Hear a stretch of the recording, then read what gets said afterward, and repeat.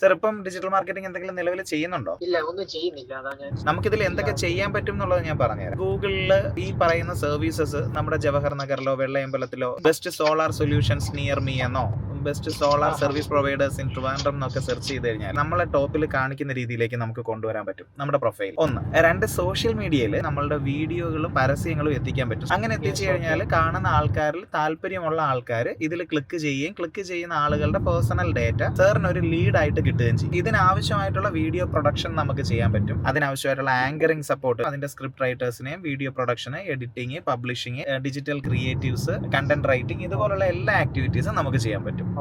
അതെ. അപ്പൊ ഇത് എങ്ങനെ ചെയ്യണം എന്നുള്ളതാണല്ലോ ഇനി അടുത്തൊരു സ്റ്റേജ്. സാർ അതിന്റെ മാർക്കറ്റിംഗ് നോക്കുന്ന ആളാണെങ്കിൽ നമ്മൾ പ്ലാൻ ചെയ്യണം. അപ്പൊ മൺഡേ സാറിന് ഓക്കെ ആണെങ്കിൽ നമുക്കൊന്ന് നേരിട്ടൊന്ന് മീറ്റ് ചെയ്യാം.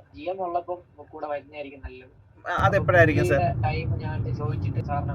തീർച്ചയായും. No problem. ഓക്കെ, ഞാൻ സാറിന്റെ നമ്പർ സേവ് ചെയ്തേക്കാം. സാറിന്റെ പേരെന്തായിരുന്നു? അനുരാഗ്. ഓക്കെ, എന്റെ പേര് അജോ എന്നാണ്. Ajo Johnson. Okay, thank you sir. Thank you so much. By.